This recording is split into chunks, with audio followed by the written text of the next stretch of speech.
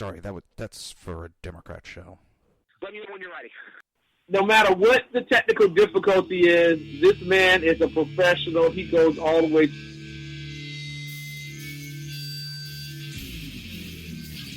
What you represent to them is freedom. Was an extremely great conservative commentator. We're tearing it up on Wednesday night. This is awesome. This will allow me to retort. Well, this is Jersey Joe for the Reaver of Common Sense show. 8 p.m. on shrmedia.com. Actually, I just totally screwed up. This show contains language that some viewers may find offensive. Listener discretion is advised. And now on to the show. And welcome to the Reaver of Common Sense. I am your host.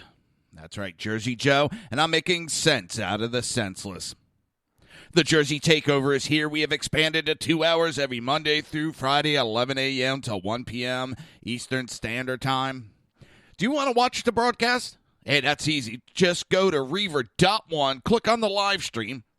That is also where you can join the chat now. Just go to Reaver.1, click on the live stream, watch a broadcast, listen to the broadcast, and join the chat. You could also go to shrmedia.com still and join the chat room through there. The heck? Oh, I can hear. I'm hearing voices in my head. Yeah, it's one of those days already. Now, if you want to support the show, or do you want to have a survival bracelet, an oh shit bracelet, if anything ever goes wrong? Ooh, that would help if I turn the webcam on. There we go. It is an oh shit bracelet,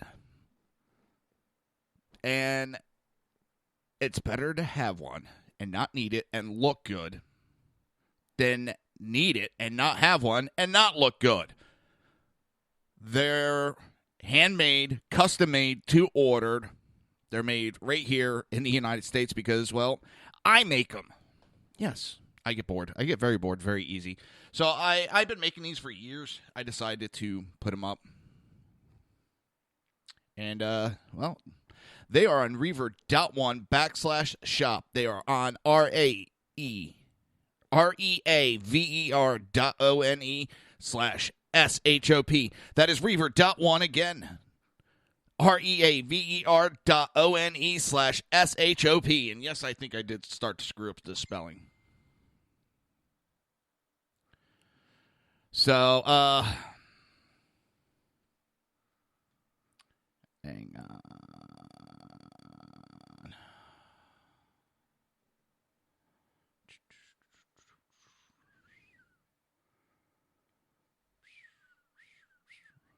I forgot how to.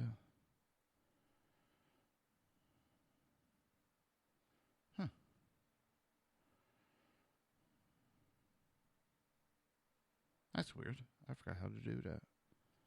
Do it the old-fashioned way. There we go. I couldn't remember how. I thought I had an app that I could just push a button and turn the ringer off on my phone. And I can't remember. Total brain fart. Yes, indeed. And no problem, Jenna. I got your message. Sorry about that. And that sucks. It really does. I hate waking up sick. Especially when you go to bed, you're feeling fine. You wake up and you're like, I did not go to bed like this. What the hell happened in my sleep? So there's some breaking news going on, and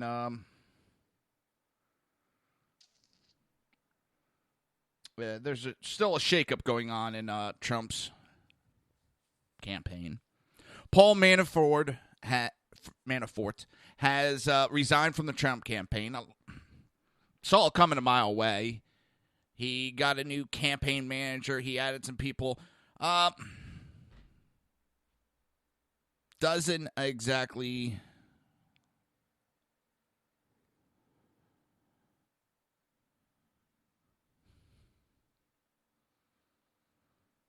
brain fart.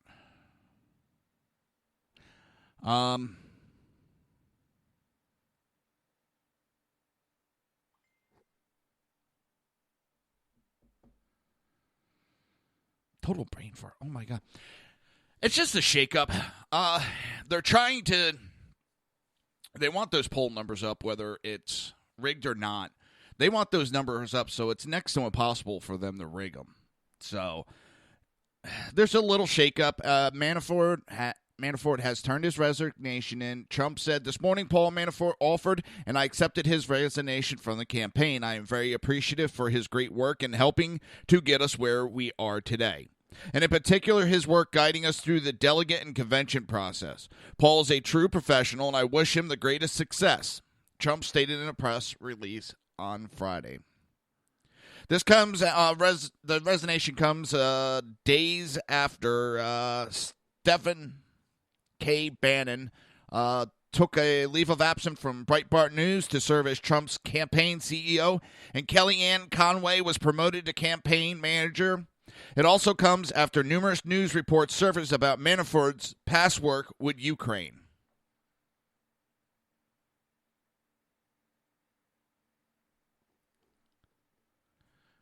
Well, you know the Democrats are going to try to make a mountain out of a molehill. I think Trump and Manafort are cutting it off at the pass, trying to end it before it actually becomes something. And can you blame the guy for doing that?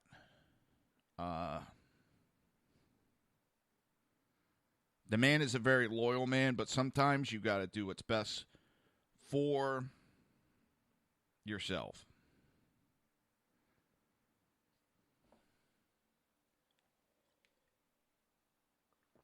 Oh, I hate cold coffee.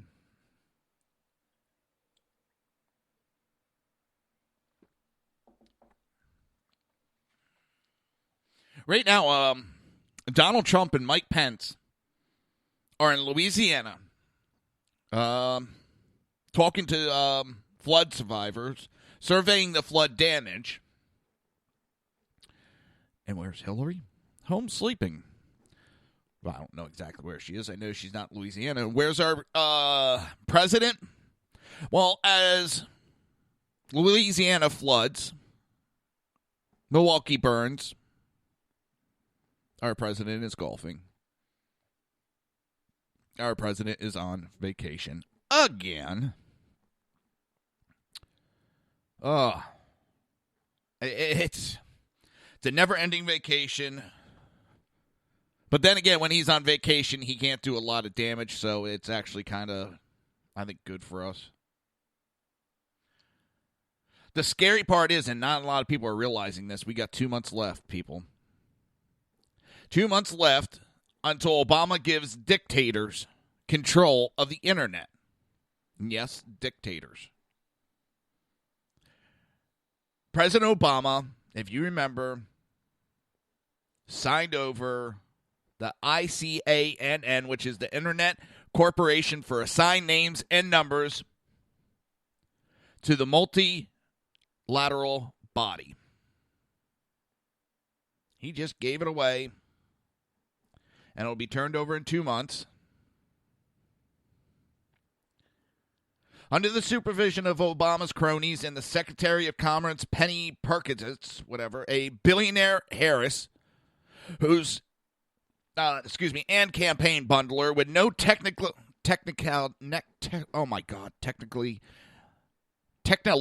oh my God, am I tongue-tied already? That's not good. Technological experience and a history of failure in the subprime loan industry, the administration ignored critics of the plan.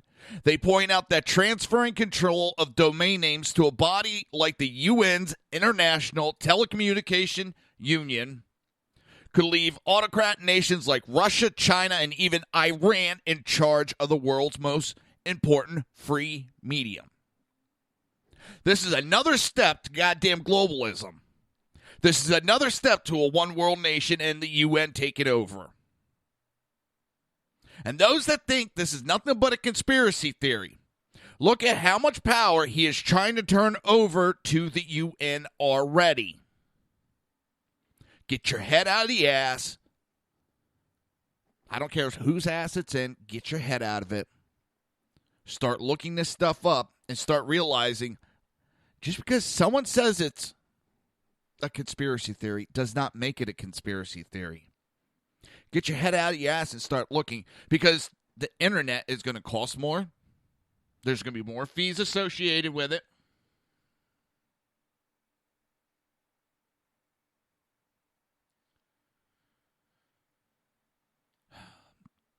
Sorry, I'm seeing some stuff.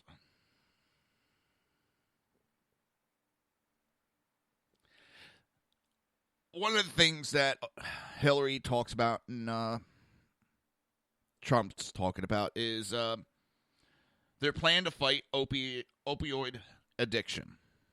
And I'm sorry, I know I'm jumping subjects, and I apologize. We'll go back to this the internet in a minute. The problem that's going on is, yes, there's people that are abusing it, and it is a issue in our country worldwide. But the problem is they've caused such a ruckus over it. Now you got people who are in extreme pain who are not being treated because the doctors are afraid to treat the patients. Doctors are afraid to actually be doctors anymore. When you got DEA, FDA, FBI, all these agencies ransacking a doctor's office at will, and if there's one I that's not dotted, that doctor can lose his license. Yes, there is these doctors that hand it out like candy, yes. But you're making it so bad that you have people who are living in pain that can't get any pain meds because they're afraid, that their doctors are afraid to treat the patients anymore. They're afraid, and rightfully so. I mean, we have a government that's overreaching. Now they're really getting into the medical, and now they're telling doctors really what they have to do and how they have to treat their patients when the government does not have a fucking medical degree. And yes, I'm running into some of this. With the health issues I'm having, I live in pain. I'm not getting anything to alleviate that pain. Doctors are too goddamn scared to do anything anymore. And yes, I've had doctors tell me that right out. They're too afraid. They mess up one time, they lose their livelihood. And you have Hillary Clinton, who said in a debate that she knows better of what needs to be done for people, and she will have the government telling doctors when and when they can't prescribe. The government have no medical, these people, Hillary, have no medical background. They're putting pressure on doctors because of a few bad doctors. And it makes me sick to know that there's people out there, because if it's happening to me, I know it's happening to hundreds and thousands of others. People are being put in pain because a doctor is afraid of the government. And that is not a good thing that we should be in. Do we need to do something to help these people? Yes. Do we need to destroy people's lives that are in pain? I get sick of it when I hear these politicians talking and they don't fucking know a goddamn thing about this. When you're in pain, it destroys your whole life. And these politicians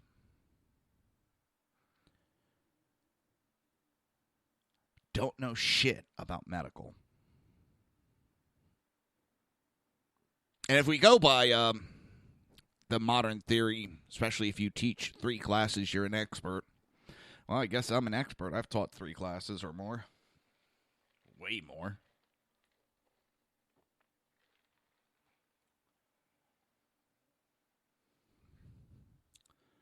And they're now treating pain, here, take an aspirin or something. It's that stupid. Doctors are afraid to be doctors anymore because of the government. They're too afraid, number one, winding up in jail. Number two, losing everything that they work so hard for. And like I said, I understand that there's abuse of the system.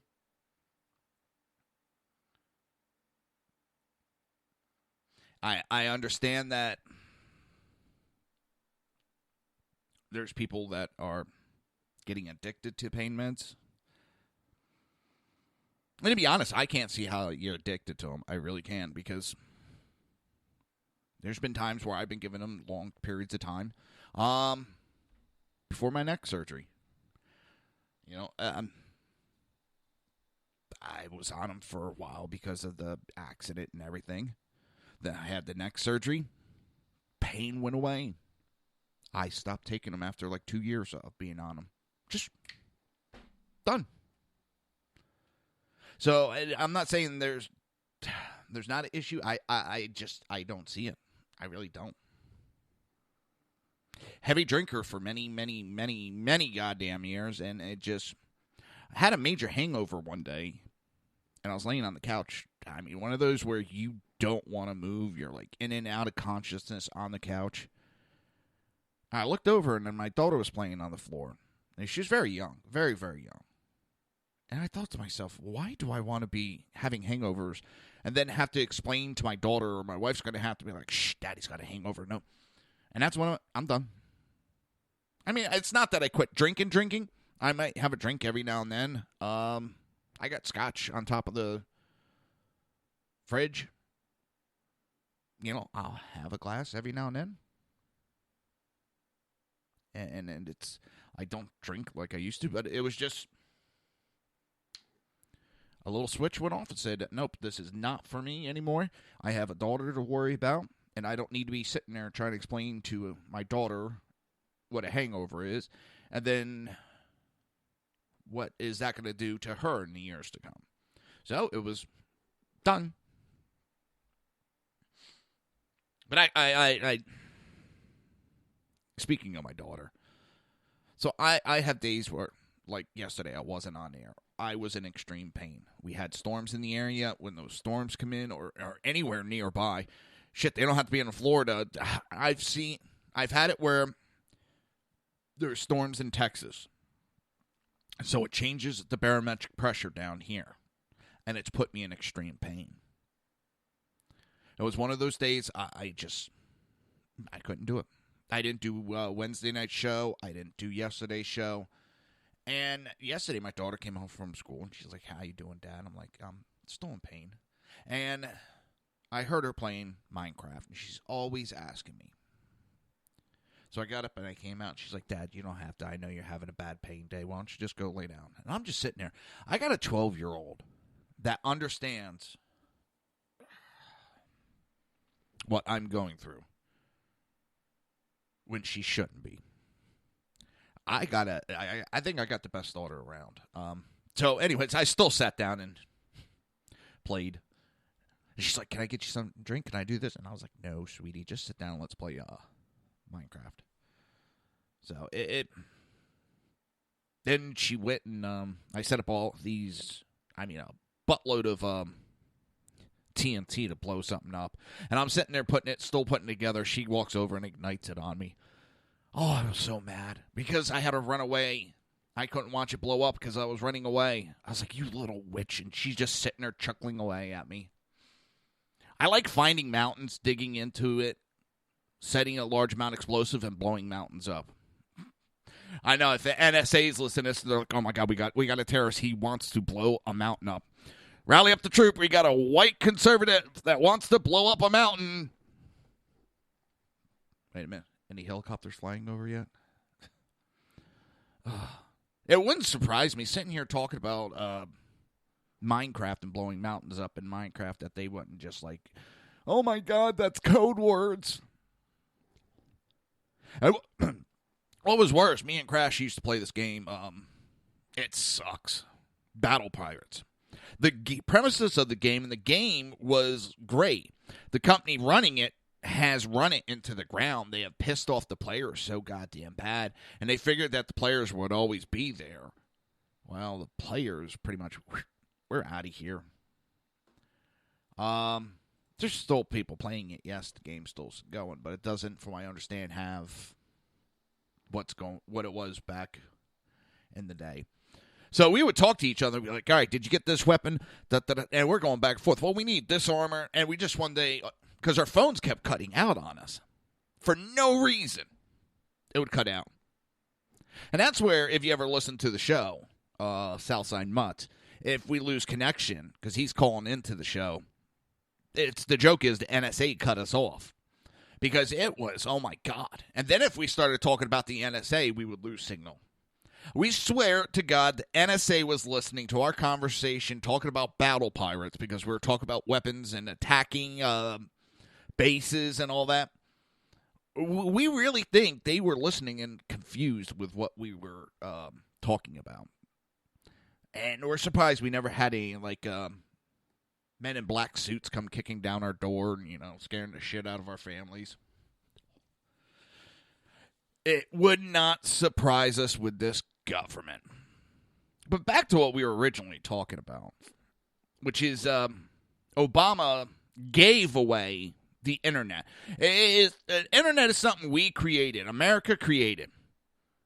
And it was a gift we gave to the world of free speech, And now it's going to be controlled by the likes of Russia and China and Iran because Obama wants to give away this control of the internet for some magical beans. Yeah, the only thing those magical beans are going to do is make them fart.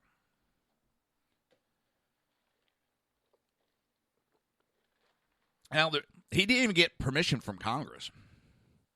So they're still, from what I understand, trying to stop him. I'm not going to hold my breath with this Congress we have.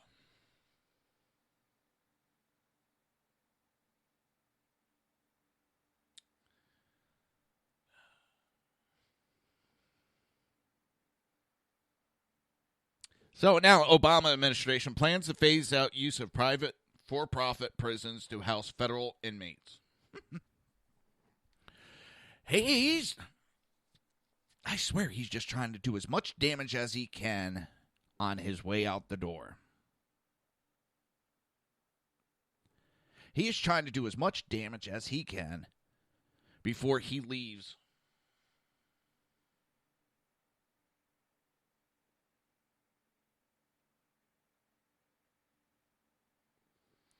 Hang on.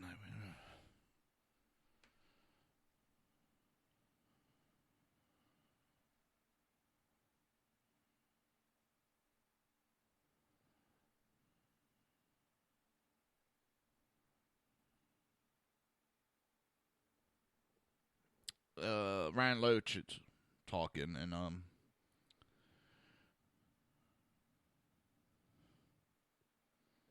they're now trying to say it was a language barrier difference, that the cop was trying to hold him there, but he was also trying to take money from him to let him leave, and they didn't understand between the language barrier, yada yada.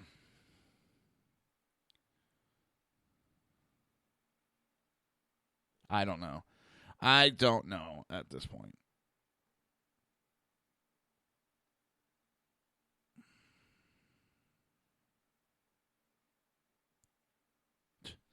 It'll get straightened out. Well, with this administration, you never know. But it is that time. You're listening to the Reaver of Common Sense right here on SHR Media, High Plains Pundit Radio, ICRN Network, Red Nation Rising Radio, YouTube, Speaker, and iTunes. We will be right back.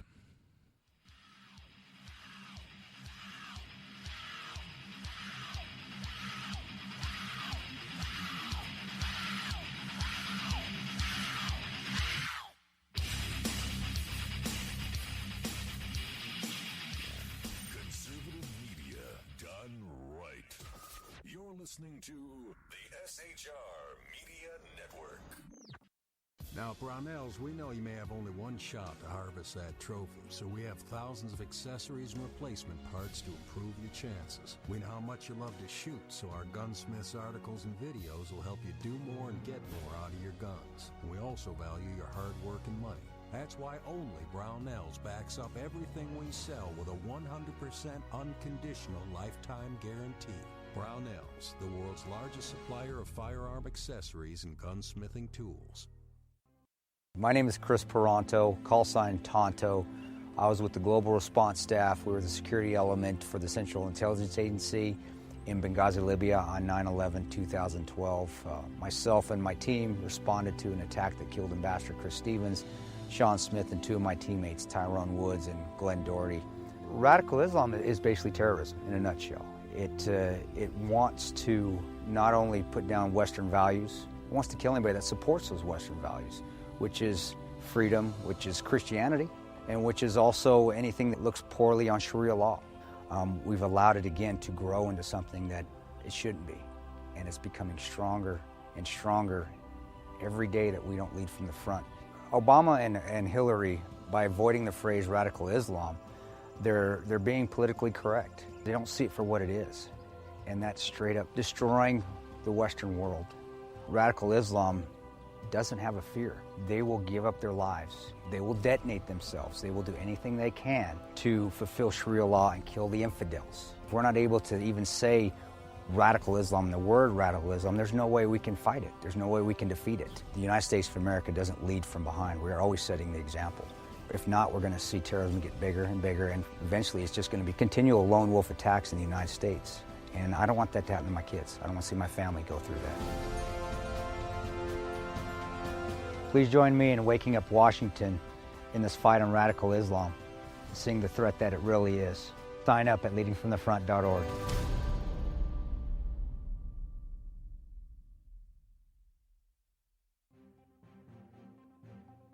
Breaking news. According to the latest report coming out of SHR Media, a merchandise store to support both the Reaver of Common Sense and SHR Media has just been unleashed to the general public. Be forewarned that this site can be contagious and numerous items can be purchased to support the best news programming. Go to Reaver.one website and click on the store link to check out the merchandise.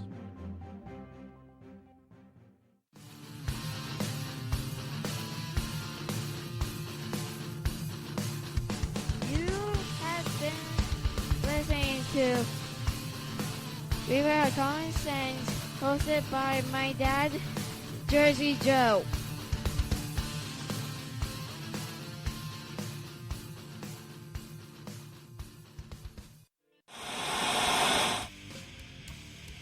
Beware, the Jersey Takeover is here. Every Monday through Friday, 11 a.m. to 1 p.m. Eastern Standard Time. You can catch the Reaver of Common Sense show, hosted by Jersey Joe, right here on shrmedia.com and highplainsdailynews.com. Only Jersey can deliver hell like no one else, so consider this your fair warning.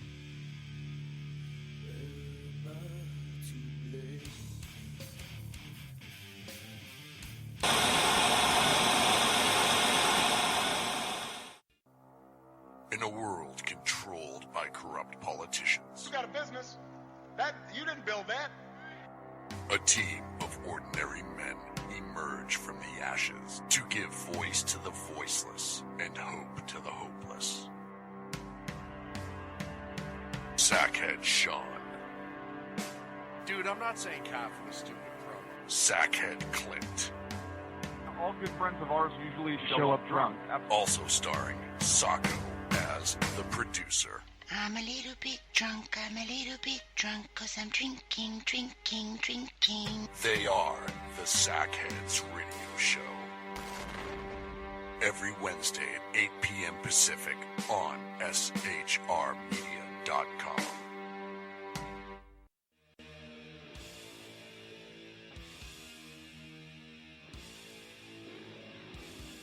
Every Wednesday night, 8 p.m. to 9 p.m. Eastern Standard Time, you can catch the Southside Mutt Show with its host, the Jersey Boys, Jersey Joe and Crash, right here on SHR Media and High Plains Pundit Radio, where we will be digging up the dirt.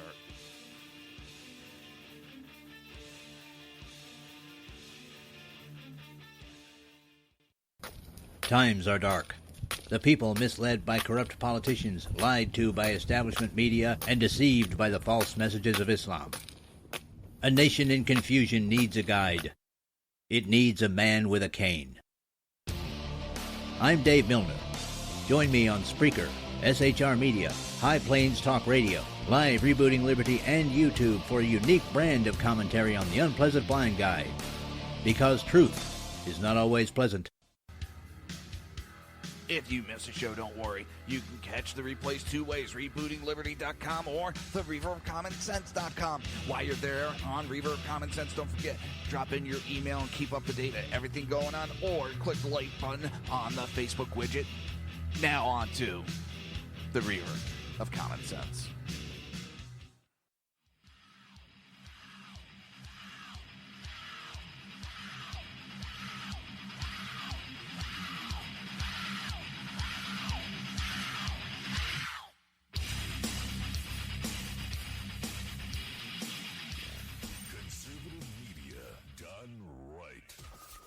Listening to the SHR Media Network.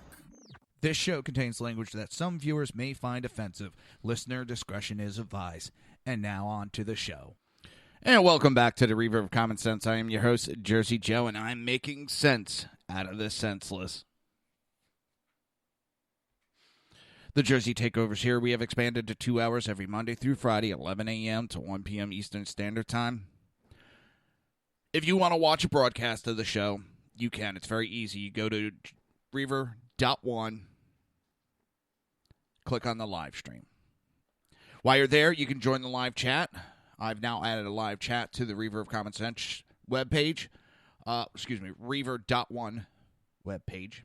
Well, you can't get there through reaverofcommonsense.com, Reaver.1, or jerseyjoe.1. Any one of those will take you right to the Reaver.1 webpage, and I try to make it as easy as possible for everybody. I'm getting attacked by ants again. I spray, and I can't find their hideout. And thank you, Jenna. Sometimes the computer is doing a little process, and it'll cause some of that static. Sometimes I can't control it, sweetie. Sorry about that. Damn it. I got ants just... I can't find where they're coming from. Dang it. I'm going to have to, go on a major hunt. Oh. The problem is down here we've had a lot of rain for Florida. All right. I mean, I'm not complaining about it. My yard, my flowers, my plants love it. Problem is it pushes some of these, they're like sugar ants. I don't know if they're exactly sugar ants. There's these small black ants. And it pushes them inside. They come looking for, to get out of the wetness, basically. So they find every way into people's houses. And they're more annoying than anything. I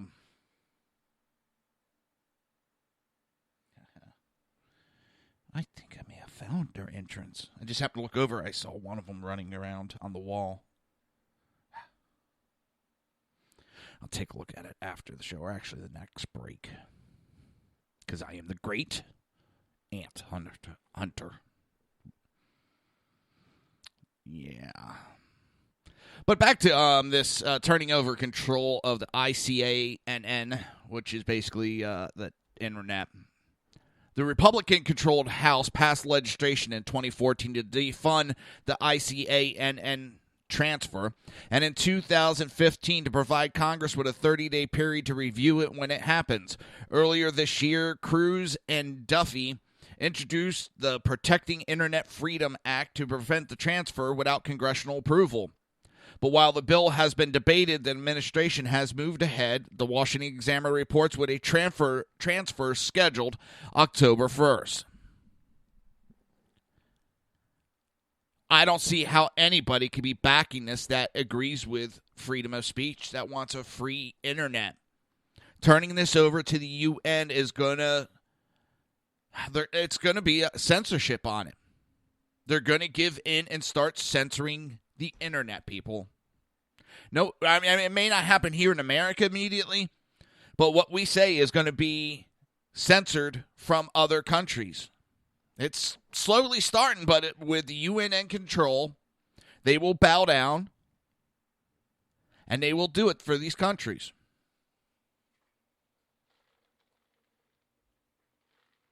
Nothing good can come out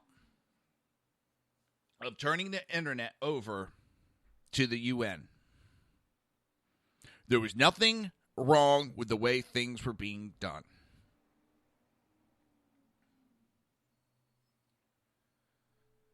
It's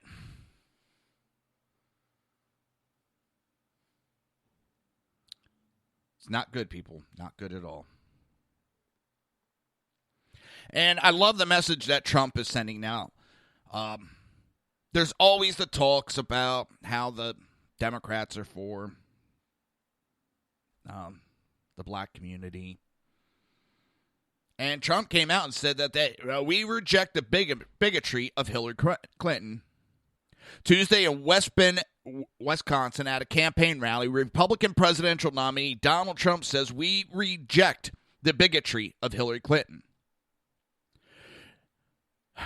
which panders to and talks down to communities of color and sees them only as votes.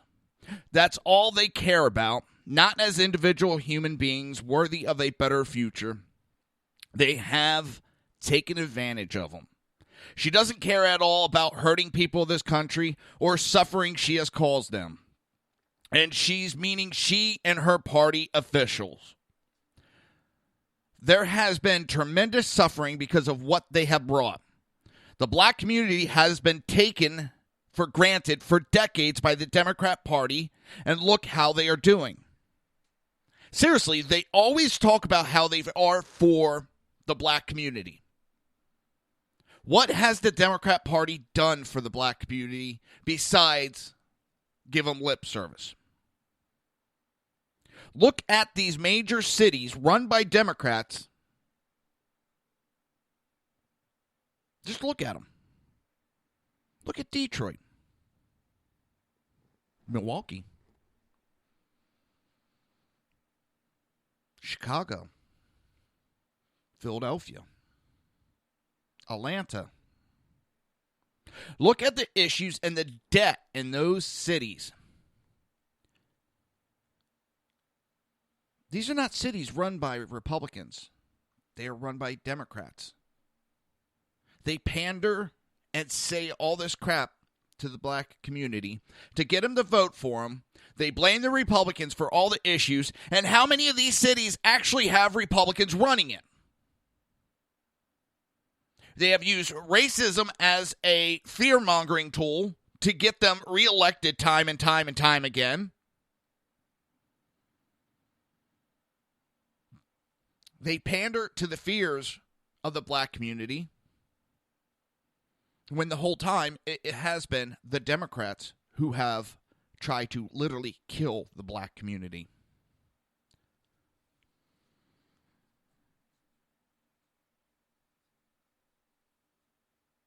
It's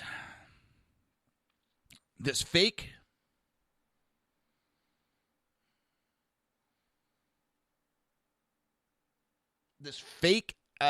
outrage the Democrats give. And they always come out with the same rhetoric, which I don't understand how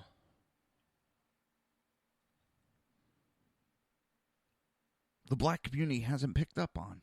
They've been saying the same thing for years, that Republicans are racist and this and that, and every candidate just happens to be racist. And they buy into it time and time again. They play into the fears of the black community. When the ones that are hurting the black community are the Democrats.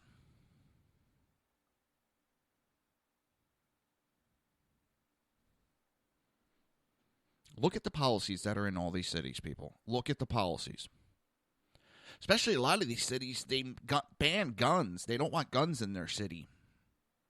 And yet there's some of the highest crime rates because people are not armed.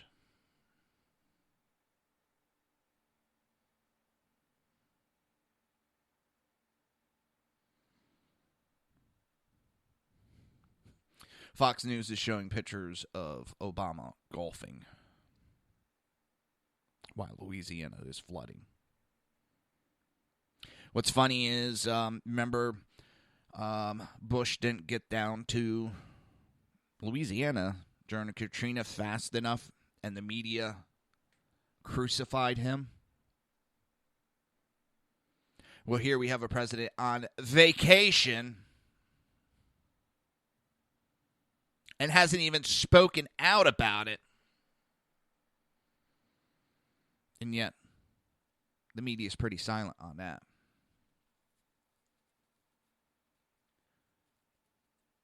The one thing, going back to conversations of the black community and the Democrats, there's a lot of blacks that have woken up underneath Obama. Because what has Obama done for the black community?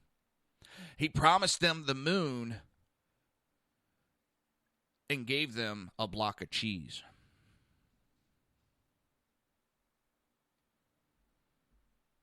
And there's a lot that are waking up and saying underneath him, they started to see really the bullshit of the party.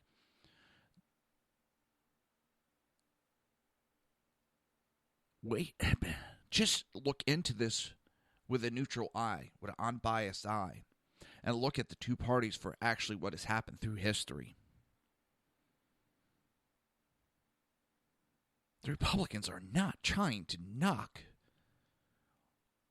belittle, step on anybody. But that's the only way the Democrats can get elected is through fear-mongering, false information, and pandering. Look at how hard they're having trouble now juggling that because they've pandered to the Muslims, they pandered to the gay community. And what are you having right now? The Muslims are killing the gay community, and they're trying to still juggle it, and they're having trouble. Really, it should be giving them a lot more problems than it is right now. The gay community should be waking up massively and saying, hey, look at this. During Trump's August 16th speech in West Bend, Wisconsin, Donald Trump stressed that Hillary Clinton is out of touch with the dangers Americans feel in turbulent times because she, as a member of the political class, enjoys being surrounded by security 24/7. Yes, so is Trump. But Hillary is the one that's trying to restrict your ability to arm yourself. She is the one that wants to ban guns. And yes, she has said it. When she says we need to look at the Australian gun control, Australia banned guns. It was a government confiscation of guns. So yes, she does want to ban guns by her own words. Trump does not. Trump understands that if he has security and armed security around him, why shouldn't the everyday person be allowed to carry a gun to protect themselves?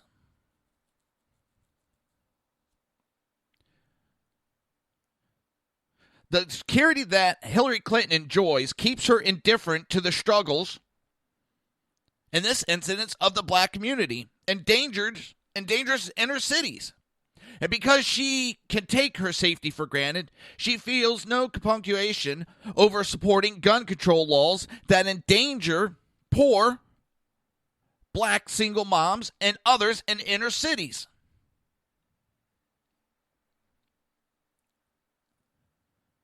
Gun control endangers these valuable citizens by making it more difficult for them to get a gun they need for self-defense.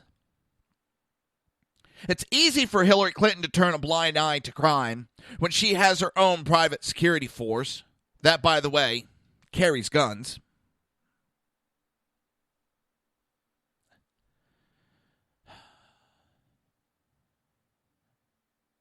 Trump then went on to reference the Second Amendment and saying that it applies to every citizen, not just the political class.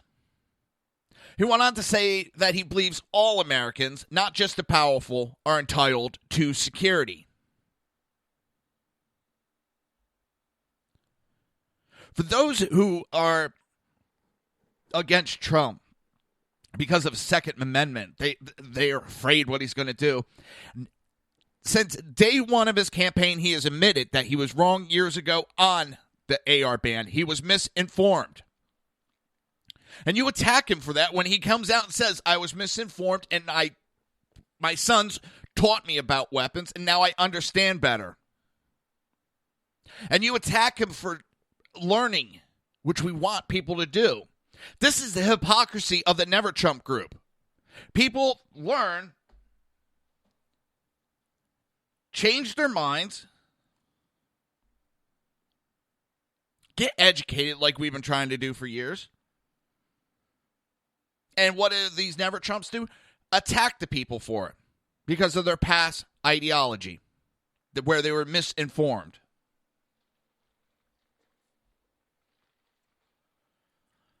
Well, I welcome people that say, hey, you know what? I used to have this opinion.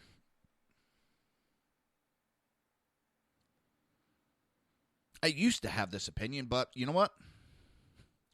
I got educated, and now I think a little differently, and I understand better of what is everybody's rights.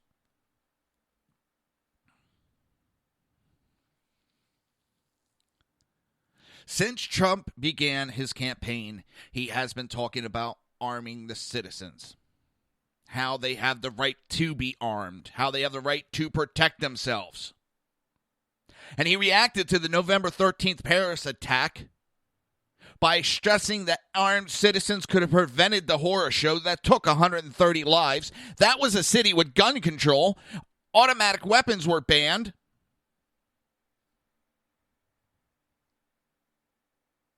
And how did that turn out? I'm not saying everybody should be walking around with a machine gun. I'm not saying that. But you know what? That city, it was illegal for people to carry weapons. And how did that turn out? And during January 10th, 2016, airing of Meet the Press, he said, armed citizens remind bad guys that bullets go both ways. There's that old adage.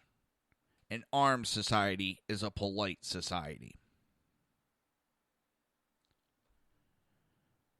In Wisconsin, Trump signaled that Clinton and the political class should not be the only Americans with armed security that could shoot back.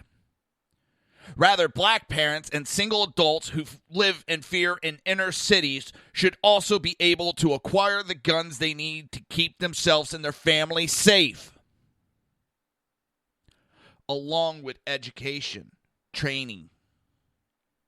And I've said it time and time again, once you get a gun, the training does not end. Your education does not end. You need to know how that weapon reacts.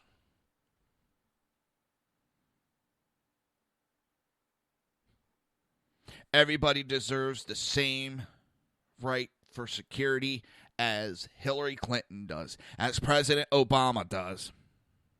Now, I'm not saying everybody should have armed security, but there's no reason why I can't be armed to protect my family. There's no reason why when we go out in public, I cannot be armed to protect my family. And if you have a fear of an inanimate object, don't tell me by me wearing a gun that you can't see, number one, is going to make you fearful. Because what do you do every time you see a cop piss your pants and fall down in a fetal position and start rocking yourself? Or do you go running looking for one of your safe spaces?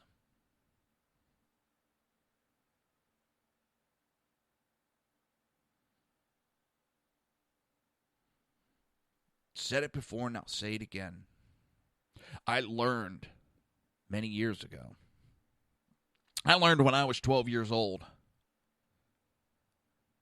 that being unarmed by a state, not allowed to carry a weapon to protect yourself, I saw what happens to you. I saw with my own eyes when my father was shot. And that criminal walked into his work illegally carrying in the state of New Jersey. That didn't stop that criminal from carrying a gun. Even though murder and attempted murder is illegal in the state of New Jersey, that did not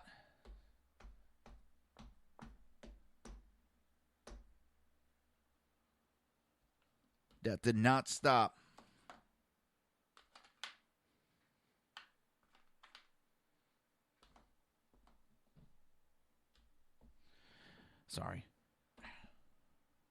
amped attack. They came at me in massive forces this time. I got a couple of them, but I drove most of them back. Nope.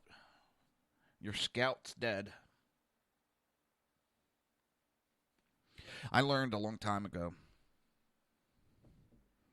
that criminals are not going to pay attention to our laws. Criminals are going to do what criminals do. Break laws. That guy did not care that attempted murder and murder was illegal, but yet he still went and did it.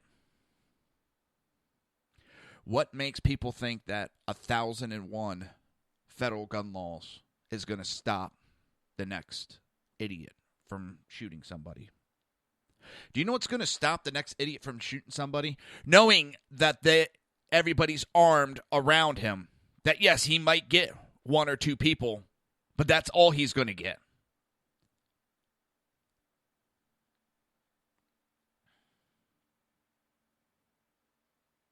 I'd rather have a chance of being able to defend myself than to be huddling in a corner trying to explain to my daughter why she's going to die.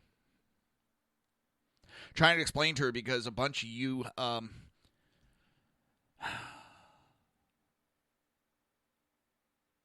liberals don't have the balls and have fear of an inanimate objects. I don't want to have to explain to my daughter why we're going to die because of you.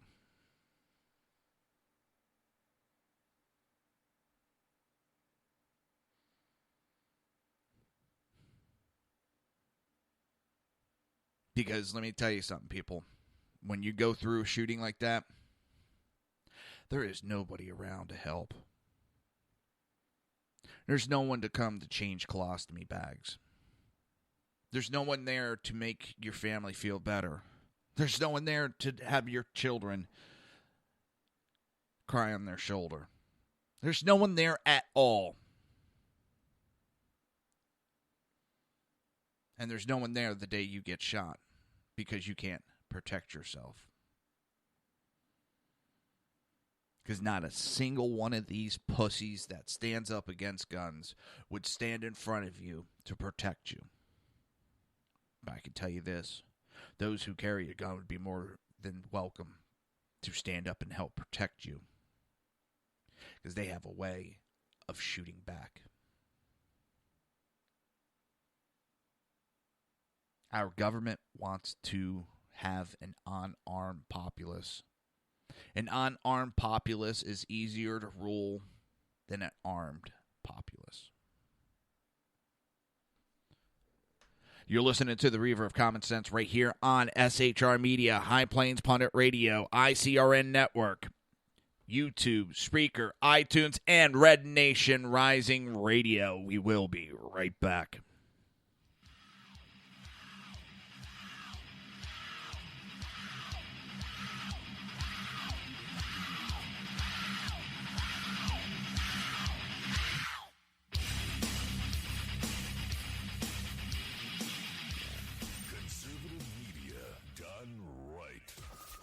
Listening to the SHR Media Network. Now, Brownells, we know you may have only one shot to harvest that trophy, so we have thousands of accessories and replacement parts to improve your chances. We know how much you love to shoot, so our gunsmiths articles and videos will help you do more and get more out of your guns. We also value your hard work and money. That's why only Brownells backs up everything we sell with a 100% unconditional lifetime guarantee.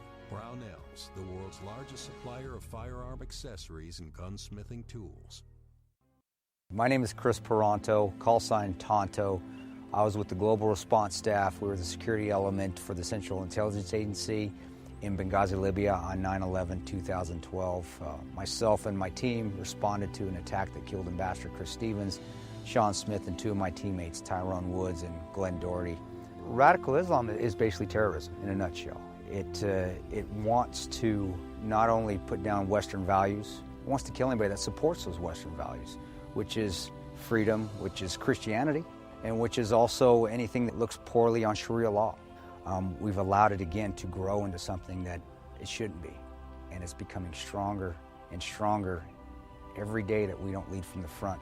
Obama and Hillary, by avoiding the phrase radical Islam, they're being politically correct. They don't see it for what it is, and that's straight up destroying the Western world.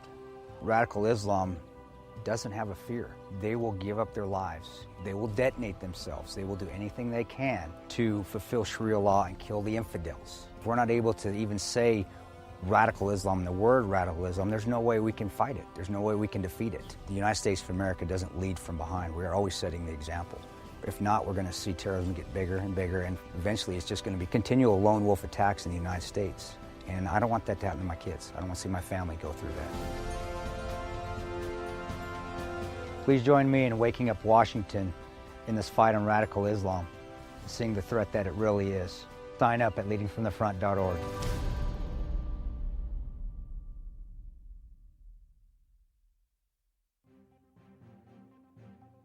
Breaking news. According to the latest report coming out of SHR Media, a merchandise store to support both the Reaver of Common Sense and SHR Media has just been unleashed to the general public.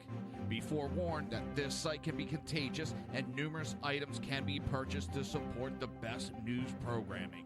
Go to Reaver.one website and click on the store link to check out the merchandise.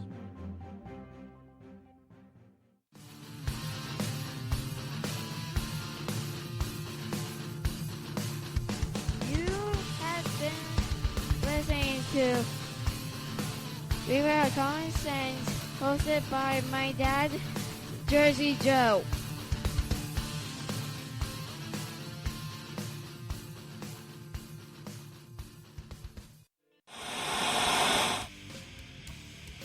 Beware, the Jersey Takeover is here. Every Monday through Friday, 11 a.m. to 1 p.m. Eastern Standard Time. You can catch the Reaver of Common Sense show, hosted by Jersey Joe, right here on shrmedia.com and highplainsdailynews.com. Only Jersey can deliver hell like no one else, so consider this your fair warning.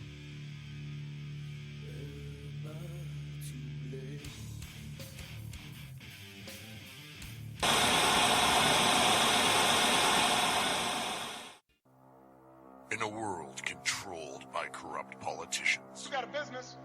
That you didn't build that. a team of ordinary men emerge from the ashes to give voice to the voiceless and hope to the hopeless. Sackhead Sean, Dude, I'm not saying cop for the stupid promo. Sackhead Clint, All good friends of ours usually show up drunk. also starring Sacco as the producer. I'm a little bit drunk, 'cause I'm drinking. They are the Sackheads Radio Show. Every Wednesday at 8 p.m. Pacific on shrmedia.com.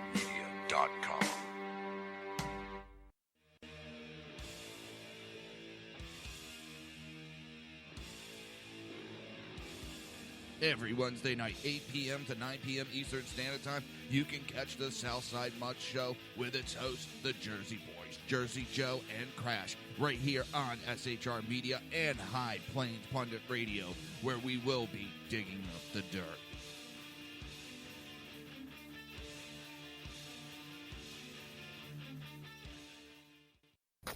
Times are dark.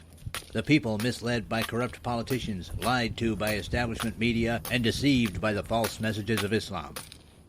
A nation in confusion needs a guide. It needs a man with a cane. I'm Dave Milner. Join me on Spreaker, SHR Media, High Plains Talk Radio, Live Rebooting Liberty, and YouTube for a unique brand of commentary on the unpleasant blind guide. Because truth is not always pleasant. If you miss a show, don't worry. You can catch the replays two ways, rebootingliberty.com or the Reaver of Common Sense.com. While you're there on Reaver of Common Sense, don't forget, drop in your email and keep up to date on everything going on, or click the like button on the Facebook widget. Now on to the Reaver of Common Sense.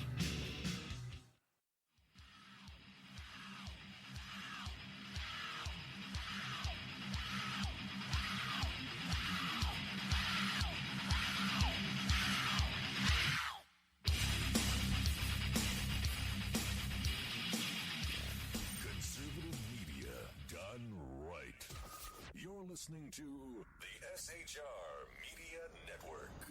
This show contains language that some viewers may find offensive. Listener discretion is advised. And now on to the show. And welcome back to the Reaver of Common Sense show. I am your host, Jersey Joe, and I'm making sense out of this senseless. The Jersey Takeovers here, we have expanded to 2 hours every Monday through Friday, 11 a.m. to 1 p.m. Eastern Standard Time. Remember to join a live chat. Just go to Reaver.1. Click on the live stream. And that's right, you can go to Reaver.1, clicking on the live stream, and watch a live broadcast of the show. Now, do you want to support the show? Do you want to support SHR Media? Go to Reaver.1/shop. That is REAVER.ONE/SHOP.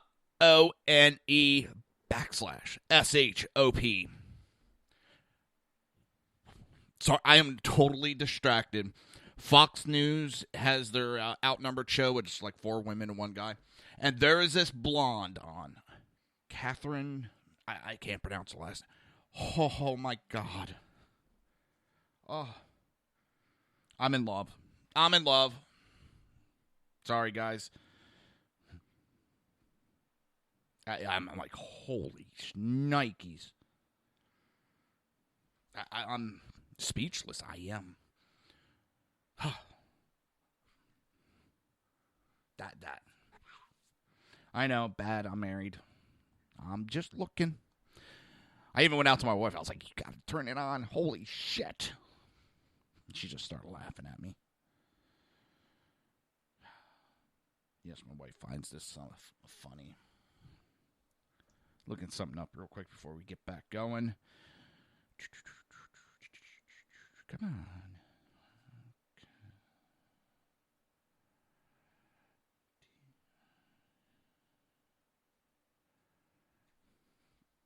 I'm trying to find out who this chick is. I've never.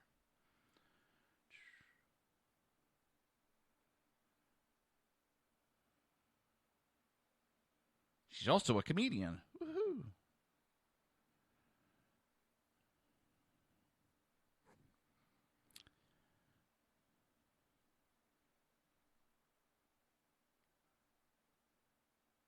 And she wears these glasses. It's just like, oh, God.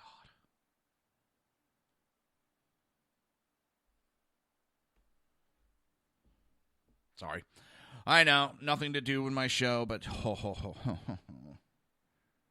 that just totally distracted me. Totally.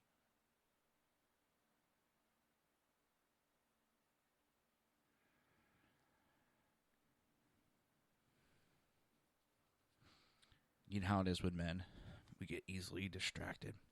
So, a shocking poll has come out, and Trump's black support has shot up 6 times. Times 6, I should say, in a week. 1 week, his support went up 6 times. That right there is, whew. And out of all of them,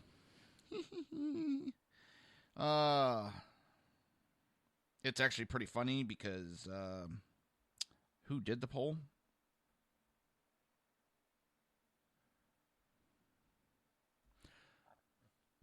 It's left-leaning Los Angeles Times.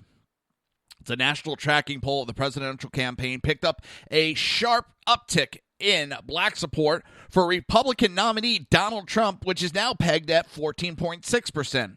When a daybreak poll began July 10th, Trump's support among black voters was 4.6%, and he fluctuated between 5.4% August 1st and 2.5% August 11th.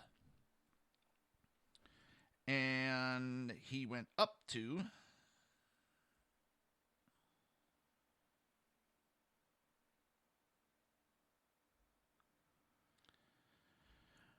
He went up to now, as I said, 14.6%. And the upswing in support for Trump more than 500% above his low list than a week previous comes after the New York City developers addressed Tuesday in Milwaukee, Wisconsin. In that speech, Trump made his most direct play for black support in the community. And he wanted to say how, which we talked about earlier, we reject the bigotry of the Hillary Clinton, which panders to and talks down to the community of colors and sees them only as vote, not as individual human beings worthy of a better future. Well, it seems to have rung true. And as I said, there's a lot of people that because of the Obama administration, what has happened,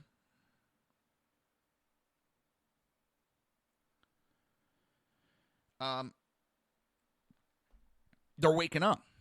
And that message really hit a nerve. I don't want to say hit a nerve, but spoke to a lot of people that they agreed with that statement, and it kind of changed their support.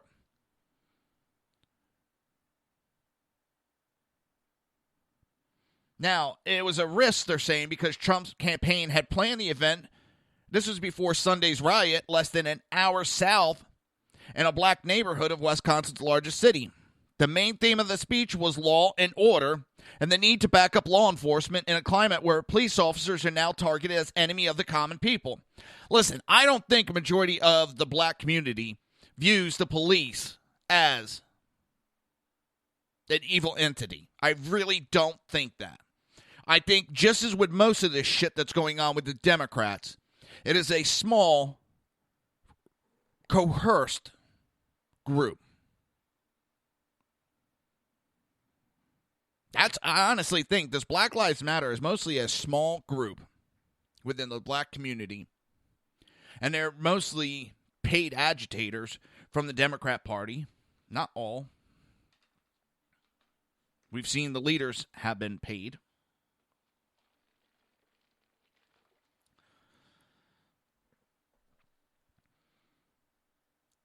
I think majority of the black community are like everybody else. They're law-abiding. They want a better world.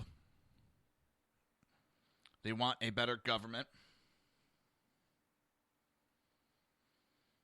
It goes on. I think most of them want to go to work, provide for their family, live their lives, and go on. I don't think they believe in that these cops are racist because the incident in Milwaukee, now all of a sudden it's kind of died down and disappeared. Why? Because it turned out the gentleman had a gun. There's video of the guy having a gun, turning on the police with a gun, and he was shot by a black officer, which totally blows all the theories right out of the water of Black Lives Matter, that it's a hunting of black people, it's racism against black people. It was a black officer that did the shooting. And if you notice, it kind of just died down and died out. Why? Because they don't have any facts backing them. As soon as the facts came out about Baltimore, everything died down. When the facts of Ferguson came out, it started to die down.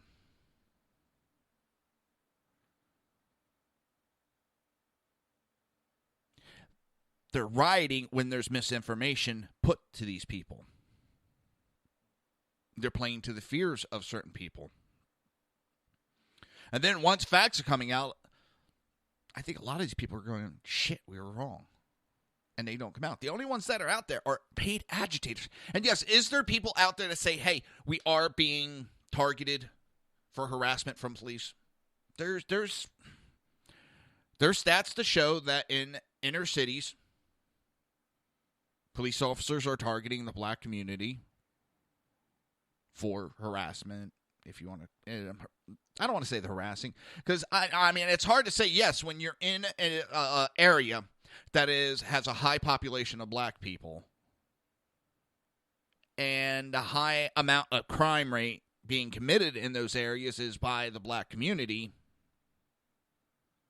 And I'm not saying black people are criminals. That's not what I'm saying. When you're talking in these communities, and the gangs do it. They do it. I mean, I remember when working up in Trenton, New Jersey area. You would be driving around Trenton. You'd see all these black gangbangers. And they'd be wearing a white tank top or a white T-shirt, jeans, and boots. Those tan work boots. And everybody was walking around in them. And me being stupid at one time, I said, why the hell is everybody dressed the same? Am I missing something? And I got kind of slapped in the head, and it was no, because if someone goes and commits a crime, what's the what's the alert going to be put out for? A black gentleman wearing a white T-shirt, jeans, and, work boots. How are the cops going to stop everybody? So then what happens is the cops start harassing people that may have nothing to do with that crime, but they're also dressing all the same because of that fact so that the cops can't find anybody. And then they get pissed off because, well, they say they've been harassed. Well, I'm sorry. How can you say that when everybody's looking the same? And you're doing it on purpose. And it's not. There is a fine line. But a majority of these people are out just to live their lives. They're no different than me. They're no different than you. They just want to live their lives. I think some of them are waking up to the bullshit that the Democrat Party has been feeding them for decades. We have a candidate that's not afraid to go out there and say, hey, this is what the Democrats been doing over all these years. They've been feeding you all this bullshit.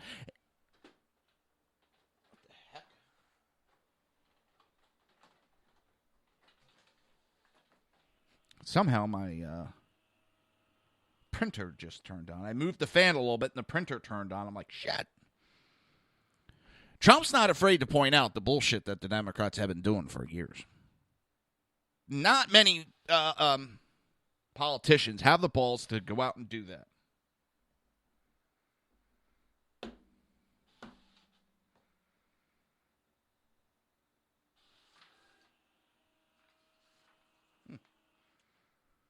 It's a picture of nothing.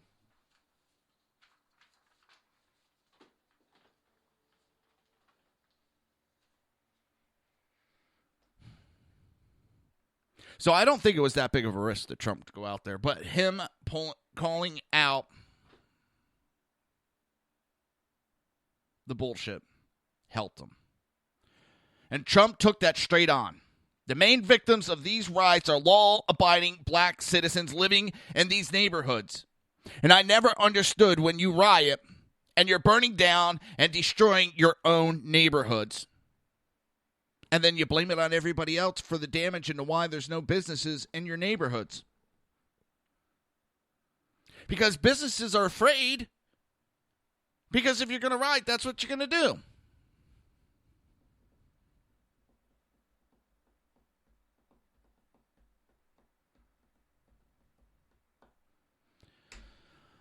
I don't understand the reasoning behind it.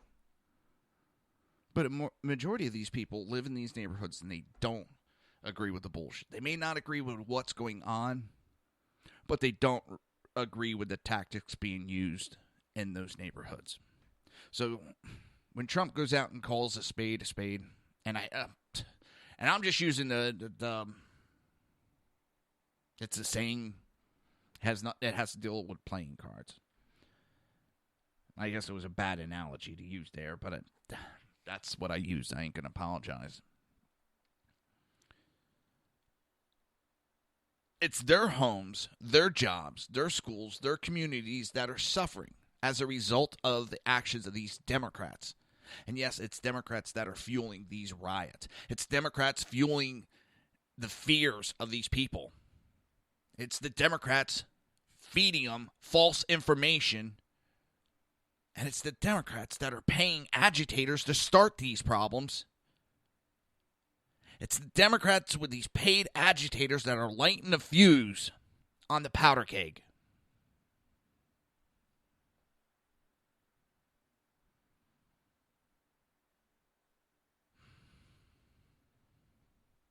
And Trump went on to say that there is no comparison, there's no compassion in tolerating lawless conduct.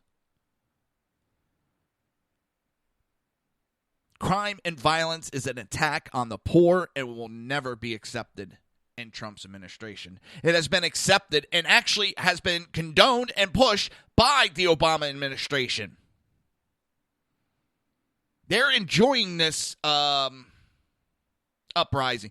They're enjoying this. I don't even want to call it an uprising because uprisings are usually have a legitimate gripe. They're standing up for something that is justified. These groups are standing up and just, I don't want to say terrorists because I hate using that word and people are using it and it doesn't justify to this. These are just radical, ill-informed temper tantrums being thrown.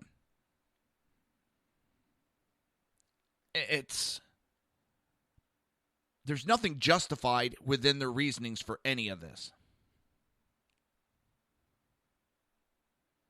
Nothing.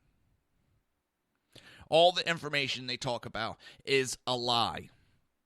There's nothing backing up why they're doing these riots. Nothing.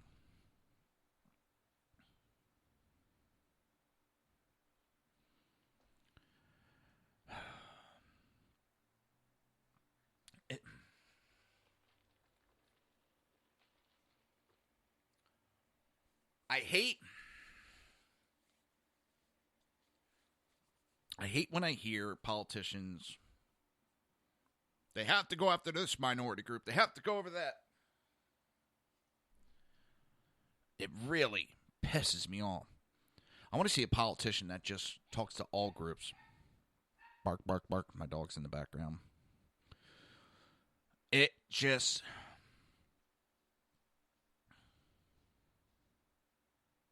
I want to see everybody talk to every group. And Trump's been trying that. Does he have to go after some of the black votes? Yes. Because the Democrats have been pandering to the black communities, lying to the black communities, riling up the fears of the black community for years.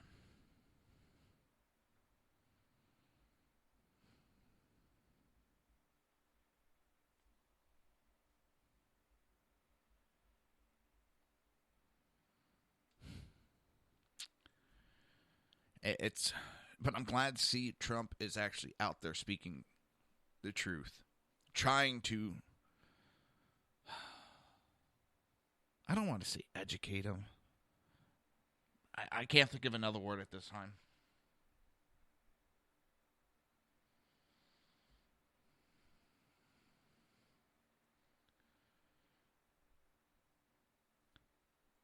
He's out there speaking the truth of what's going on. He's out there speaking the truth of what the Democrats have been doing.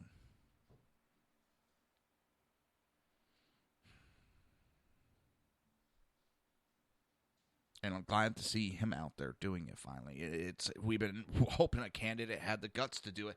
He steps out there and just is telling it like it is. And if he keeps giving these kinds of messages all over, it just might seal Hillary's fate. The Democrats have been using minorities for years.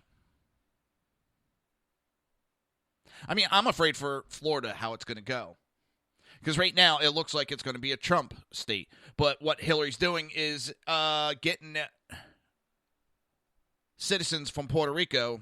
She's pandering to them, getting them to move to the United States, especially with a downturn economy.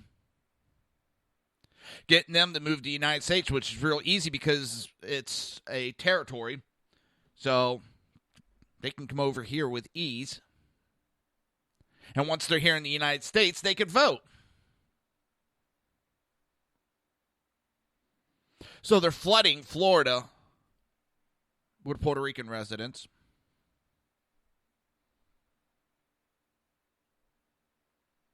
It's the only way they can win.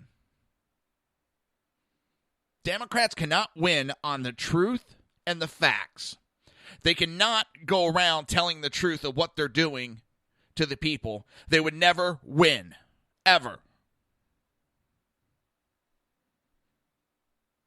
Because the majority of the people are not that dumb. Majority of the people would see how bad the Democrat Party really is. They would see how Democrats are out to destroy everything that is America so that they can go to this globalist, this new world order, this one world nation. And there's so many different names for it. What it comes down to is, and if you watch what Obama's been doing, he's been turning control of a lot of things over to the UN, trying to get the UN to take over our police forces, to allow them to have oversight of our police forces.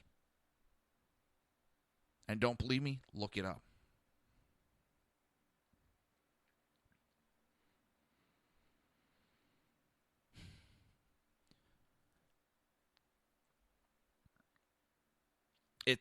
I would not be surprised that shortly after he leaves office as president that he does get a position within the UN, a high-ranking position. It would not shock me or surprise me at all.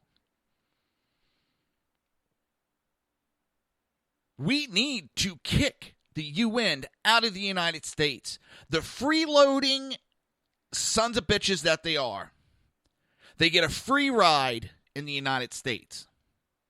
Go put them over in one of those socialist countries in Europe and let them pay for the UN's building, property, and all that.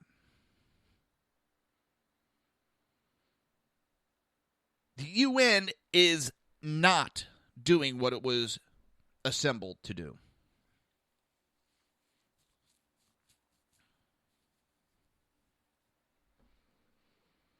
We need to get the hell out of the UN before it is the destruction of the United States. You're listening to the Reaver of Common Sense right here on SHR Media, High Plains Pundit Radio, ICRN Network, YouTube, iTunes, Spreaker, and Red Nation Rising Radio. We will be right back.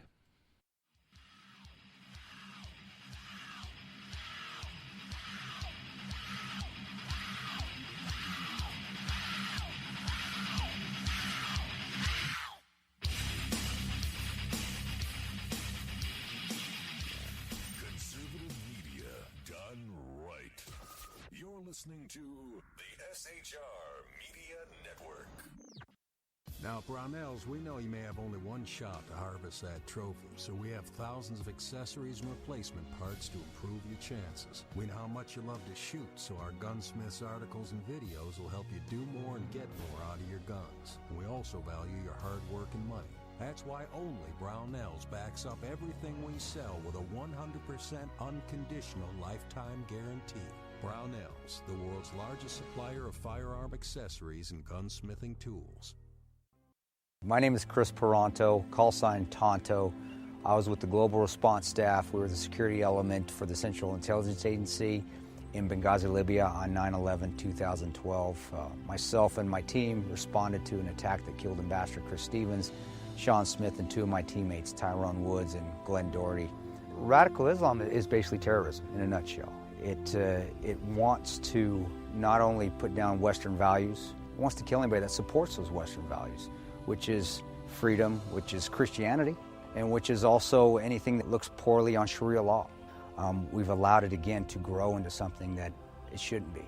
And it's becoming stronger and stronger every day that we don't lead from the front.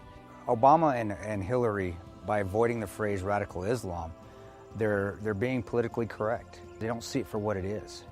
And that's straight up destroying the Western world.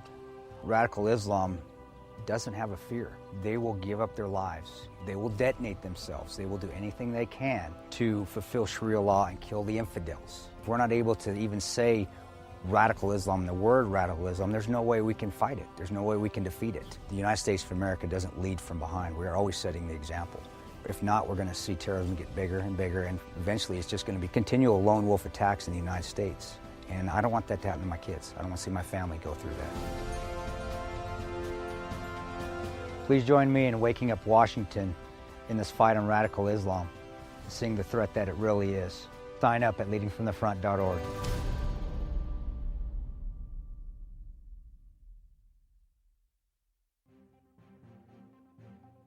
Breaking news. According to the latest report coming out of SHR Media, a merchandise store to support both the Reaver of Common Sense and SHR Media has just been unleashed to the general public.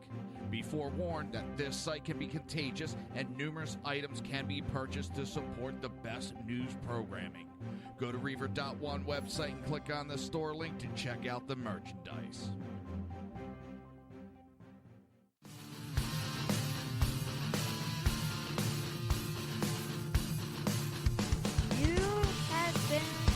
Listening to Reaver of Common Sense, hosted by my dad, Jersey Joe.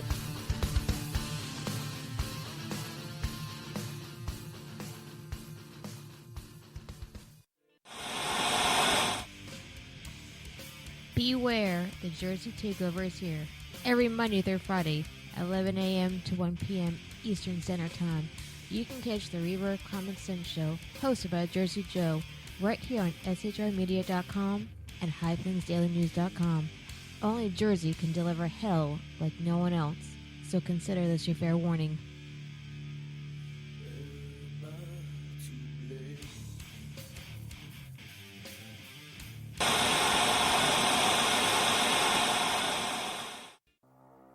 In a world controlled by corrupt politicians, You got a business. That you didn't build that. a team of ordinary men emerge from the ashes to give voice to the voiceless and hope to the hopeless. Sackhead Sean, Dude, I'm not saying confidence, stupid pro. Sackhead Clint, All good friends of ours usually show up drunk. also starring Sacco as the producer. I'm a little bit drunk, 'cause I'm drinking. They are the Sackheads Radio Show. Every Wednesday at 8 p.m. Pacific on shrmedia.com.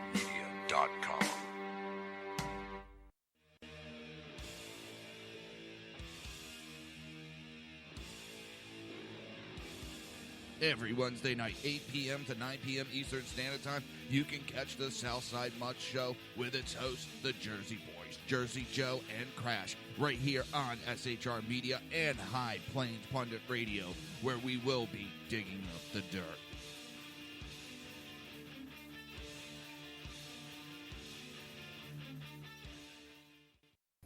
Times are dark. The people misled by corrupt politicians, lied to by establishment media, and deceived by the false messages of Islam. A nation in confusion needs a guide. It needs a man with a cane. I'm Dave Milner. Join me on Spreaker, SHR Media, High Plains Talk Radio, Live Rebooting Liberty, and YouTube for a unique brand of commentary on the unpleasant blind guide. Because truth is not always pleasant. If you miss a show, don't worry. You can catch the replays two ways, rebootingliberty.com or the reaverofcommonsense.com. While you're there on Reaver of Common Sense, don't forget, drop in your email and keep up to date with everything going on, or click the like button on the Facebook widget. Now on to the Reaver of Common Sense.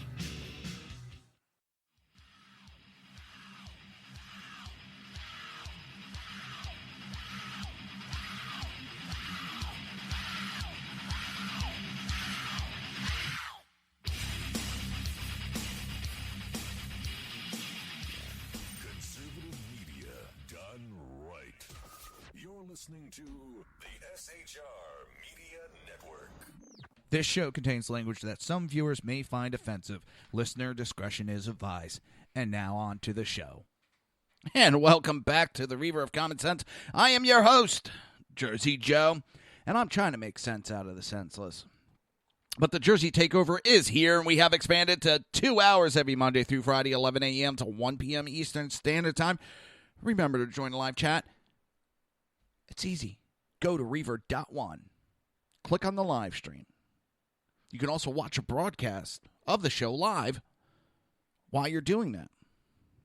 I try to make it as simple as possible. Actually, I didn't even check to see if it's working today, but I know I didn't hear nothing from a couple of people, so I'm pretty sure it's working properly. I got a new program that's help automating the live feed page. So all I got to do is start the program up that I use for the live broadcast and just go from there. I don't have to do no programming, no nothing with the website like I was doing before. It'll automatically now, when the live show's not broadcasting, it will post older shows.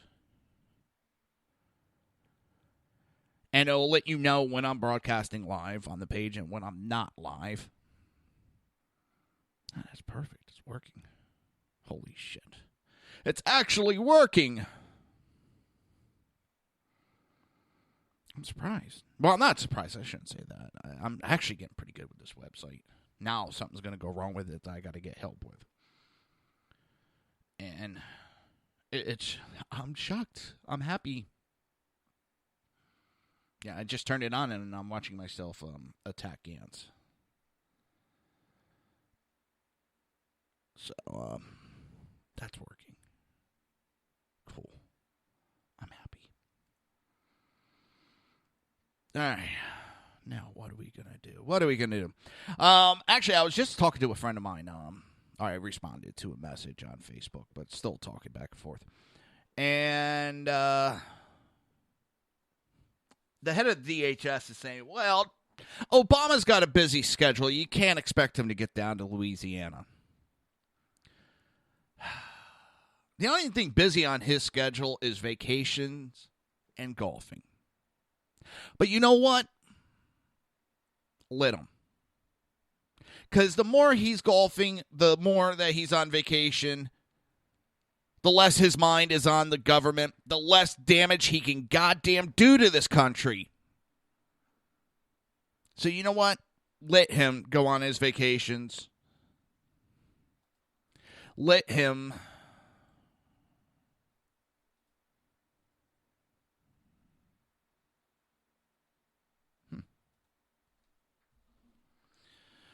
do his golfing. Because as I said, the more that he's busy doing that, the less damage he can do.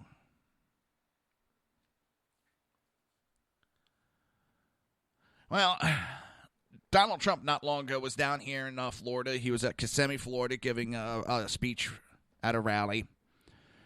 And the former Orlando mayoral candidate, Randy Ross, lambasted President Barack Obama for an attempt to blame guns for the Orlando terror attack instead of blaming radical Islam. While victims were lying in the hospital, families were grieving, funeral arrangements were being made for the victims, our city mourning, Obama turned the conversation into one of gun control. Said Ross, a gay speaker who is speaking at the Donald Trump August 11th rally in Kissimmee, Florida. And according to the Advocate, Ross said Obama's speech wrongly switched the emphasis from the threat of radical Islam to a plea for more gun control for law-abiding citizens. The death of 45 innocent people was an attack on the gay community. It was an attack on the Hispanic community, but moreover, it was an attack on America, said Ross. Ross asserts that President Obama, guns are not the problem. Box cutters are not the problem. Box trucks are not the problem. Pressure cookers are not the problem. The problem can be summed up in 3 words he seems to not be willing to say: radical Islamic terrorism. And if you've listened to my show, now I don't talk about the box cutters that much, but I do talk about the pressure cookers. Yeah, I have brought up the box cutters more than I actually thought. Those are not the problems. The guns are not the problem. It says radical Islamic terrorism. And he does nothing about it. He does absolutely zero. It was reported that Democrats in the Senate also blamed guns in the days after weeks after the Orlando attack. Senate Democrats pushed for gun control bill in the aftermath of Orlando attack, all 4 of which were voted down on June 20th. But Trump moved in the opposite directions. Days after the Orlando attack, Trump responded by pointing out that the nightclub was a gun-free zone. I've been pointing that out. It seems like 95% of these shootings anymore, the major shootings that we hear about, are all happening in gun-free zone. And I love pointing that out to these anti-gun nut jobs. Because they talk about what can we do, the sensible gun controls. Well, first thing, do away with gun-free zones. And we might start doing away with some of these shootings.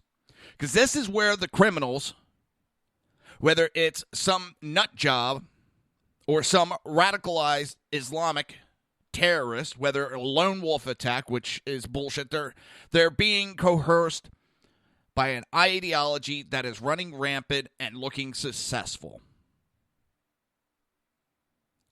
So they're able to convince people to do these acts in the name of radical Islamic terrorism. Now, if we do away with these gun-free zones, it takes away some of the spots for them to commit these crimes.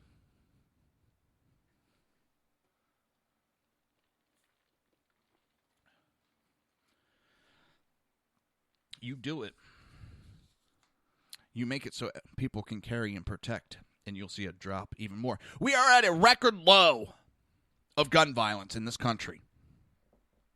But you wouldn't know by the Democrats' mouths. Now, I'm 50-50 on the nightclubs, whether someone should be allowed to carry. Because you're going in there to drink, you're going in there to alter your mind. I don't know if that's the best place to have a gun. I'm 50-50 on it. Well, 60-40, I should say.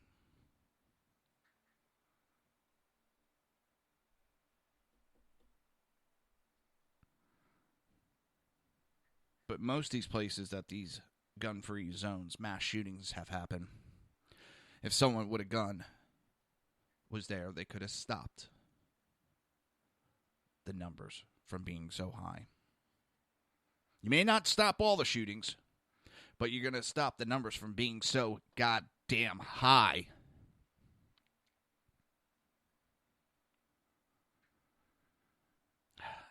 I don't understand it. It's something that's very simple to understand. Stop the bans, you're going to stop a lot of these shootings. Stopping law-abiding is not going to stop the criminals.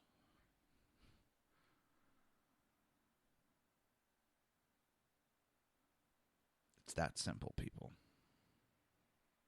And I'll keep running my mouth and keep pushing these facts every day if I have to, until people start understanding. Because there is nobody there to help when you're dealing with a criminal shooting or killing your loved ones. There's no one there to comfort your kids. There's no one there to change a colostomy bag except your family. All these groups, they're not there. They'll use you to try to get their agenda pushed. Because, let me tell you, I only see the anti-gunners allowed to speak. How about all the family members from Sandy Hook, from Columbine, and there is a lot of families that lost loved ones that do not believe in this gun control bullshit. They do not blame law-abiding gun owners.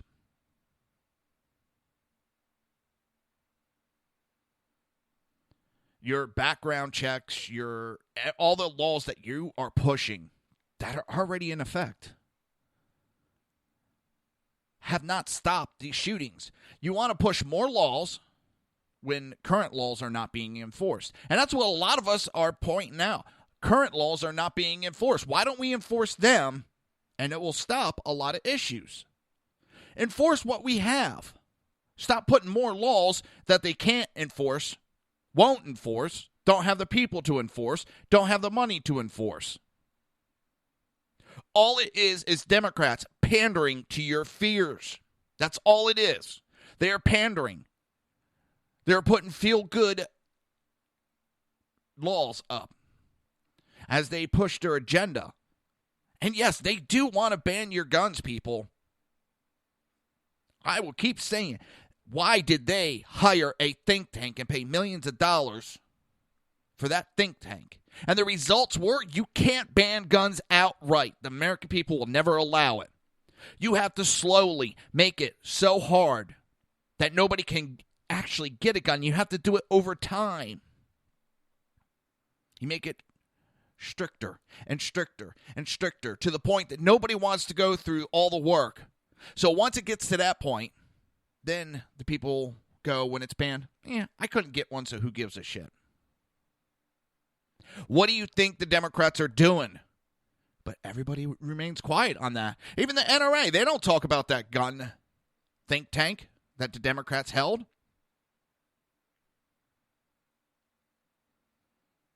But they keep allowing this pandering of people's fears. They keep letting the Democrat play on these fears and push false information.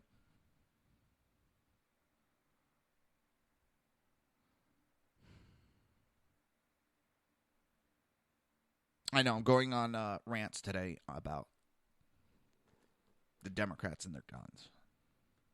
I will never apologize on that one. Is there people that shouldn't be allowed to carry? Yes. If you've committed a felony, you have proven that you are not responsible enough or trustworthy enough to carry a gun. If you are abusing your other half, you shouldn't be able to carry a weapon. I'm sorry. I know that disarms you, but you've proven that you don't have the you're not responsible enough to be trusted with that power.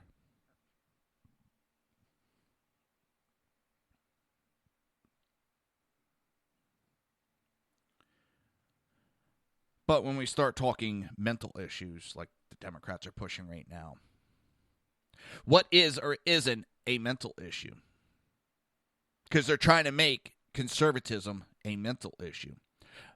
Those who believe in protecting themselves and believe in the Second Amendment, they are pushing that we are mentally ill for wanting to own a gun. So I caution all conservatives with this mental issue aspect. You need to back off of that. Because they're setting us up. They're setting us up. Because who gets to decide what is or isn't a mental issue? And it really comes down to that. What is or isn't a mental issue? And we're supposed to leave it up to the Democrats, the liberals, the progressives to decide who has a mental issue and who doesn't. Because my way of thinking, progressives have a mental issue.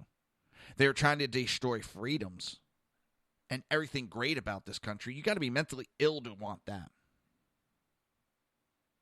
Just as they think anybody with a conservative, small government, pro-gun, is mentally issue. And trust me, I've been told it. I've been told I do not deserve to carry a gun because my father was shot. I don't have the mental capacity.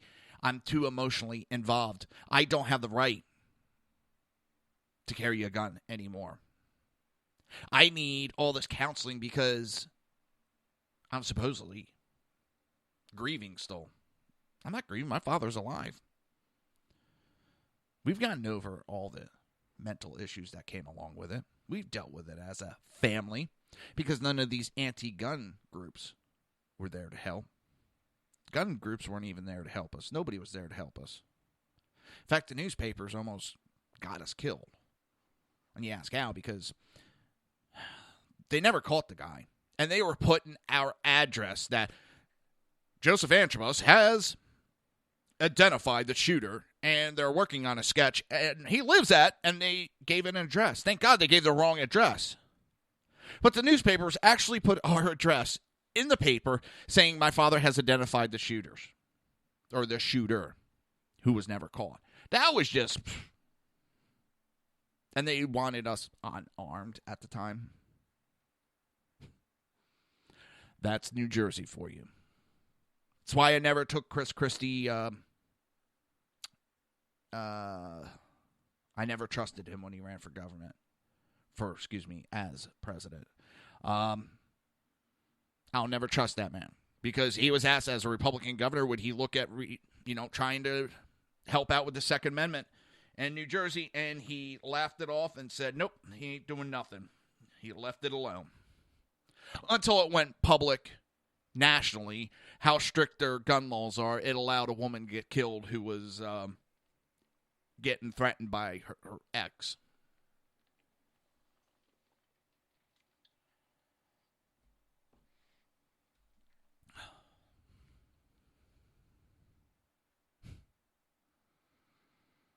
I will not sit idly by and watch my country get destroyed anymore.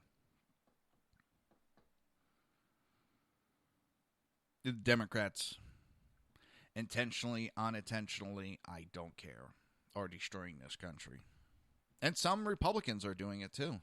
As I said, it seems that there's more of a globalist versus nationalist issue going on in this country. And the globalists really want us unarmed. They want us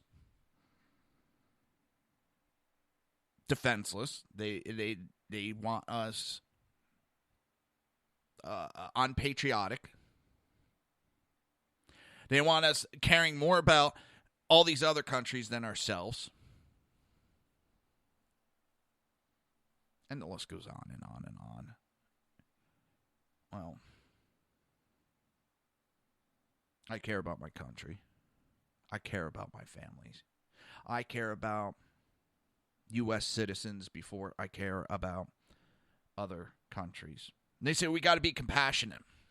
Well, I'll tell you what. You be compassionate of the American people before being compassionate about people who want to break our laws. Then we'll talk. Because that's what the Democrat, liberal, progressive movement does. They care more about the people who break our laws, care more about foreigners than they do about their citizens.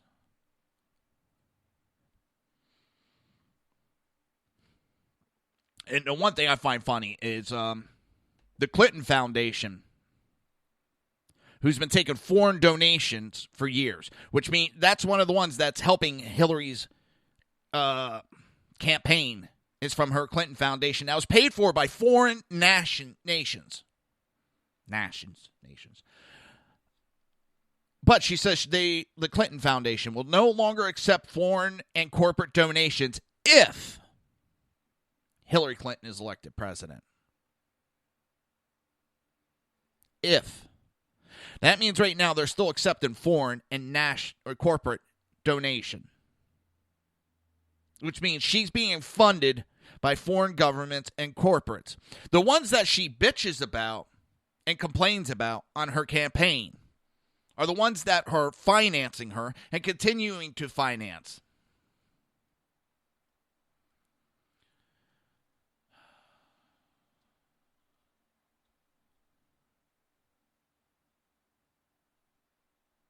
but yet only. They should never have been taking foreign donations. Because now it comes to what money's what? Where's the money coming from for her campaign?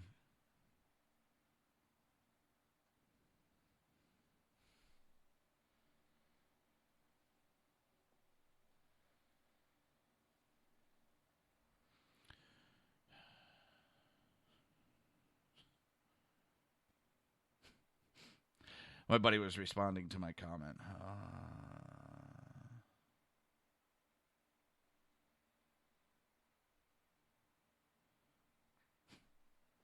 And he agreed when Obama's on vacation, it's less he can screw up. And the other thing that they don't like telling you, but Americans and immigrants in America, the legal immigrants, are backing Donald Trump's immigration vetting policy by more than a 2-to-1 spread. American and immigrants support Donald Trump's calls for ideological vetting of would-be immigrants by more than 2-to-1, according to a new poll from Morning Consult. That's bad news for Hillary Clinton and her ally progressives who are trying to persuade swing voters that Trump's policy for immigrants are extreme and bigoted.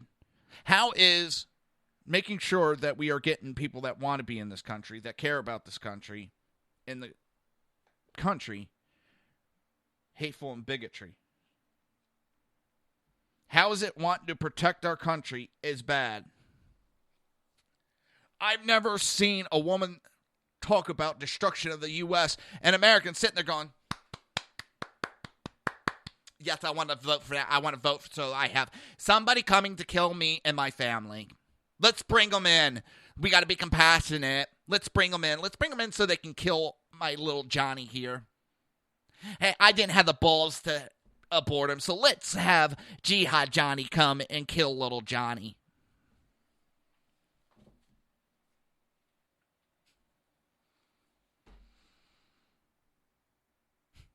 It would not surprise me if a Democrat actually came out and said that. Because they sit there and cheer. Oh, look at me. I had an abortion. Oh, praise me. I wouldn't murder my child because I was just too much of a... too drunk to wear protection, and I got knocked up by some guy in a bar. Listen, shit happens. I'm not going to, but there's too many of them. Oh, it's my fourth one. I get the fifth one free. They're punching my card for me right now. I get the fifth abortion free. Little do they know that they'll never be allowed to have children later. Well, not allowed, but their body will be going, hey, you aborted too many times. You fucked up your lady parts. No more children for you. I don't understand it, people. I don't. And I can't understand how the time has flown by today. It has just whizzed by. The weekend is here, and as always, I want to see all of you be safe, have a great weekend, have some fun, but be safe. And thank you for listening. I try to put out what I'm thinking, without filter. And with that, it's just a humbling feeling that I know so many actually listen to the show and approve and like the show. Thank you. And I will see everybody Monday. And Tuesday, we have a special guest calling in first thing out of the show, and we'll see how long he'll stay on. Hey, he can stay the whole show. And I always screw up his name. If you listen to the Sackhead show the last couple of weeks, he goes by BZ. He'll be calling in. We'll be bullshitting about anything and everything. You know me, when I schedule this stuff, I never really have a game plan. I just go where the show takes me. So, be safe. I'll see you Monday, 11 a.m. to 1 p.m. for Reaver of Common Sense. Have a great day.